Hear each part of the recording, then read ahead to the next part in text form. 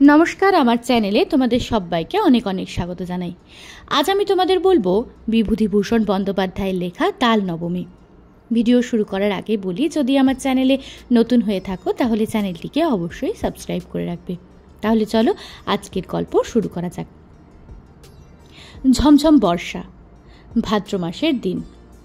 আজ দিন 15 ধরে বর্ষা নেমেছে। তার আর বিরামও নেই, বিশ্রামও নেই। ক্ষুদিরাম ভট্টাচার্যের বাড়িতে আজ 2 দিন হাঁড়ি চড়েনি। ক্ষুদিরাম সামান্য আয়ের গৃহস্থ। জমি জমার সামান্য কিছু আয় এবং 2-4 ঘর শিষ্য যজমানের বাড়ি ঘুরে ঘুরে কায়ক ক্লেশে সংসার চলে। এই ভীষণ বর্ষায় গ্রামের কত গৃহস্থের বাড়িতেই পুত্র কন্যা অনাহারে আছে। ক্ষুদিরাম তো সামান্য গৃহস্থ মাত্র। যজমান বাড়ি থেকে যে কটি ধান এসেছিল তা ফুরিয়ে গিয়েছে। ভাদ্রের শেষে আউশ ধান চাষিদের ঘরে উঠলে তবে আবার কিছু ধান ঘরে আসবে। ছেলেপুলেরা দুবেলা পেট পুড়ে খেতে পাবে। নেপাল ও গোপাল ক্ষুদিরামের 2 ছেলে। নেপালের বয়স বছর 12, গোপালের 10। কদিন থেকে পেট ভরে না খেতে পেয়ে ওরা 2 ভাই সংসারের ওপর বিরক্ত হয়ে উঠেছে। নেপাল বললে, এই গোপলা, খিদে পেয়েছে না তোর? গোপাল ছিপ চাঁচতে চাঁচতে বলল, হুঁ দাদা। মাকে গিয়ে বল, আমারও পেট চুই চুই করছে। মা বকে, তুমি যাও দাদা। বকুক গে, আমার নাম করে মাকে বলতে পারবি নে। এমন সময় পাড়ার শিবু বানুজ্যের ছেলে চুনিকে আসতে দেখে নেপাল ডাকলে, ও চুনি, শুনে যা। চুনি বয়সে নেপালের চেয়ে বড়, অবস্থাপন্ন গৃহস্থের ছেলে, বেশ চেহারা।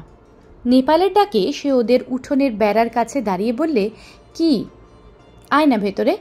না, যাব না, বেলা যাচ্ছে। আমি জটি পিসিমাদের বাড়ি যাচ্ছি। মা সেখানে রয়েছে কি না ডাকতে যাচ্ছি। কেন, তোর মা এখন সেখানে যে? ওদের ডাল ভাঙতে গিয়েছে। তাল নবমীর বেড় তো আসছে এই মঙ্গলবার। ওদের বাড়ির লোকজন খাবে। সত্যি? তা জানিস নে বুঝি? আমাদের বাড়ি সবাইকে নেমন্তন্ন করবে, গায়েও বলবে। আমাদেরকেও করবে? সবাইকে যখন নেমন্তন্ন করবে তো ওদের কি বাদ দেবে? চুনি চলে গেলে নেপাল ছোট ভাইকে বললে, আজ কি বার রে? তা তুই কি জানিস? আজ শুক্রবার বোধ হয়, মঙ্গলবারে নেমন্তন্ন। নেপাল বললে, কি মজা না দাদা? চুপ করে থাক, তোর বুদ্ধি শুদ্ধি নেই। তাল নবমীর বেড়তোয় তালের বড়া করে, তুই জানিস? গোপাল সেটা জানতো না, কিন্তু দাদার মুখে শুনে খুব খুশি হয়ে উঠল। সত্যি তা যদি হয় তবে সেই সুখাদ্য খাবার সম্ভাবনা বহু দূরবর্তী নয়, ঘনিয়ে এসেছে কাছে। আজ কি বার সে জানে না, সামনের মঙ্গলবারে নিশ্চয়ই তার আর বেশি দেরি নেই। দাদার সঙ্গে বাড়ি যাবার পথে পরে চটি পিসিমার বাড়ি।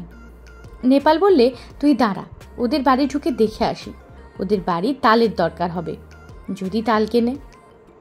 এই গ্রামের মধ্যে তালের গাছ নেই, মাঠে প্রকাণ্ড তাল দেখি। নেপাল সেখান থেকে তাল কুড়িয়ে এনে গায়ে বিক্রি করে। জটি পিসিমা সামনেই দাঁড়িয়ে।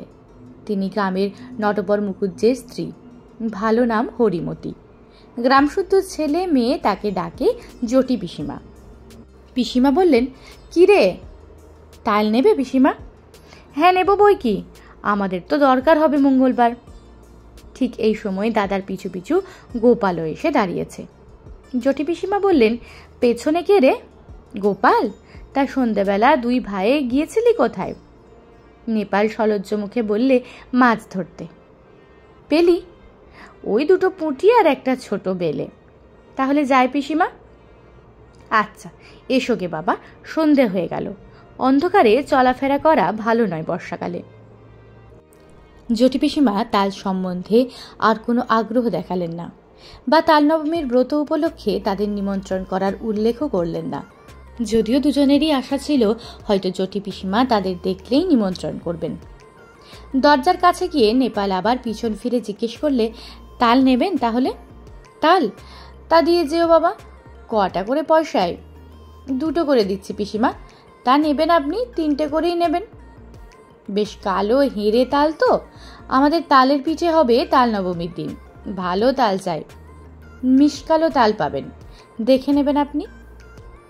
গোপাল বাইরে এসেই দাদাকে বললে, কবে তাল দিবি দাদা? কাল। তুই ওদের কাছে পয়সা নিস না দাদা। নেপাল আশ্চর্য হয়ে বললে, কেন রে? তাহলে আমাদের নেমন্তন্ন করবে দেখিস। দূর, তা হয় না। আমি কষ্ট করে তাল কুড়বো আর পয়সা নেব না। রাত্রে বৃষ্টি নামে, হু হু বাদলার হাওয়া সেই সঙ্গে। পূব দিকের জানলার কপার দড়ি বাঁধা, হাওয়ায় দড়ি ছিঁড়ে সারা রাত খটখট শব্দ করে ঝড় বৃষ্টির দিনে। গোপালের ঘুম হয় না, তার যেন ভয় ভয় করে।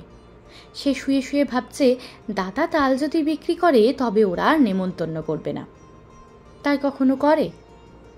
খুব ভোরবেলা উঠে গোপাল দেখলে বাড়ির সবাই ঘুমিয়ে, কেউ তখনও ওঠেনি। রাত্রের বৃষ্টি থেমে গিয়েছে, সামান্য একটু টিপ টিপ বৃষ্টি পড়ছে। গোপাল এক ছুটে চলে গেল গ্রামের পাশে সেই তাল দিঘির ধারে। মাঠে এক হাঁটু জল আর কাদা। গ্রামের উত্তরপাড়ার গণেশ কাওরা লাঙল ঘাড়ে এই এত সকালে মাঠে যাচ্ছে। ওকে দেখে বললে, কি খোকা ঠাকুর, যাচ্ছ কোনে এত ভোরে? তাল কুড়োতে দিঘির পারে। বড্ড সাপের ভয় খোকা ঠাকুর, বর্ষাকালে ওখানে যেও না একা একা। গোপাল ভয়ে ভয়ে দিঘির তাল পুকুরের তালের বনে ঢুকে তাল খুঁজতে লাগলো। বড় আর কালো কুচকুচে একটা মাত্র তাল, প্রায় জলের ধারে পড়ে। সেটা কুড়িয়ে নিয়ে ফিরে আসবার পথে আরও গোটা তিনেক ছোট তাল পাওয়া গেল। ছেলে মানুষ, এত তাল বয়ে আনার সাধ্য নেই। দুটি মাত্র তাল নিয়ে সোজা একেবারে জটি পিসিমার বাড়িতে হাজির। জটি পিসিমা সবে মাত্র সদর দোর খুলে দোরগড়ায় জলের ধারা দিচ্ছেন। ওকে এত সকালে দেখে অবাক হয়ে বললেন, কি রে খোকা? গোপাল একগাল হেসে বললে, তোমার জন্য তাল এনেছি পিসিমা। জটি পিসিমা আর কিছু না বলে তাল দুটো হাতে করে নিয়ে বাড়ির ভেতর চলে গেলেন। গোপাল একবার ভাবলে তাল নবমী কবে জিজ্ঞেস করে, কিন্তু সাহসে কুলোয় না তার। সারাদিন গোপালের মন খেলাধুলোর ফাঁকে কেবলই অন্যমনস্ক হয়ে পড়ে। ঘন বর্ষার দুপুরে মুখ উঁচু করে দেখেন নারকেল গাছের মাথা থেকে পাতা বেয়ে জল ঝরে পড়ছে। বাঁশ ছাড় নুয়ে নুয়ে পড়ছে বাদলার হাওয়ায়। বকুলতলার ডোবায় কটকটে ব্যাঙের দল থেকে থেকে ডাকছে। গোপাল জিজ্ঞেস করলে, ব্যাঙগুলো আজকাল তেমন ডাকে না কেন মা? গোপালের মা বলেন, নতুন জলে ডাকে, এখন পুরনো জলে তত আমোদ নেই ওদের। আজ কি বার মা? সোমবার। কেন রে, বারের খোঁজে তোর কি দরকার? মঙ্গলবারে তাল নবমী না, তাই? তা হয়তো হবে, কি জানি বাবু, নিজের হাঁড়িতে চাল জোটে না, তাল নবমীর খোঁজে কি দরকার আমার? সারাদিন কেটে গেল। নেপাল বিকেলের দিকে জিজ্ঞেস করলে, জটি পিসিমার বাড়িতে তাল দিয়েছিলি আজ সকালে? কোথায় পেলি তুই? আমি তাল দিতে গেলে পিসি বললে, গোপাল তাল দিয়ে গেছে, পয়সা নেয়নি। কেন দিতে গেলি তুই? একটা পয়সা হলে দুজনে মুড়ি কিনে খেতাম।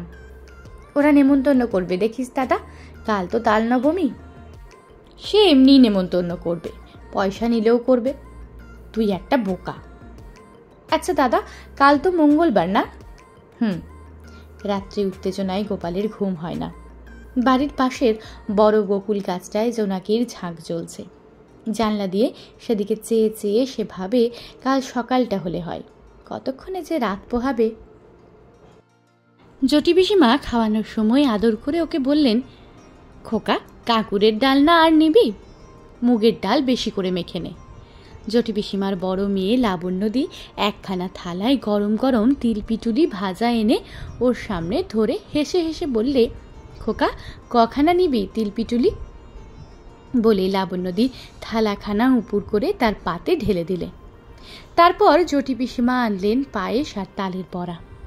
হেসে হেসে বললেন, খোকা যে তাল কুড়িয়ে দিয়েছিলি তাই পায়েস হলো, খা খা, আজ যে তাল নবমী রে, কত কি চমৎকার ধরনের রান্না তরকারির গন্ধ বাতাসে, খেজুর গুড়ের পায়েসের সুগন্ধ বাতাসে। গোপালের মন খুশি ও আনন্দে ভরে উঠল। সে বসে বসে খাচ্ছে, কেবলই খাচ্ছে।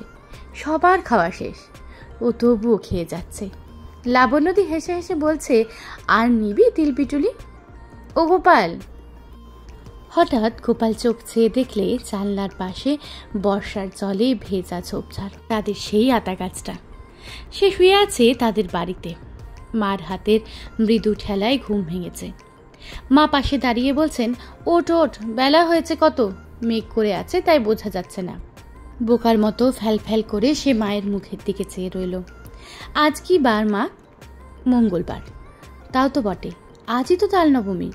ঘুমের মধ্যে ওসব কি হিজিবিজি স্বপ্ন সে দেখছিল। বেলা আরও বাড়ল।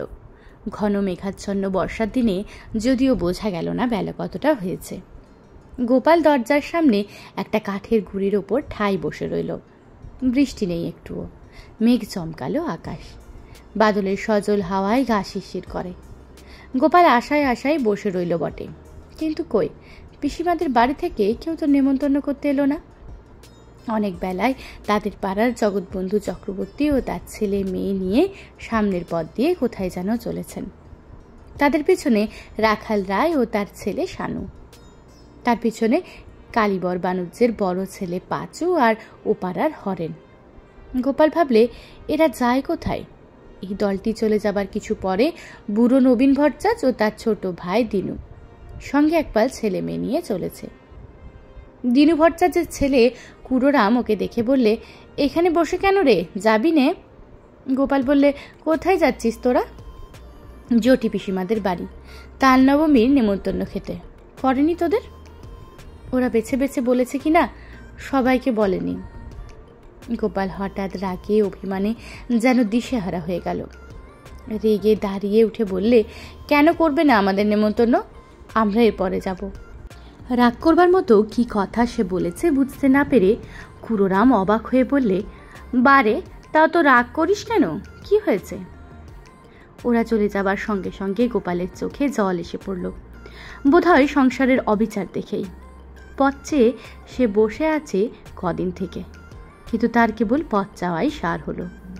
তার সজল ঝাপসা দৃষ্টির সামনে পাড়ার হারু, হিতেন, দেবেন, গুটকে তাদের বাপ কাকাদের সঙ্গে একে একে তার বাড়ির সামনে দিয়ে জটি পিসিমাদের বাড়ির দিকে চলে গেল।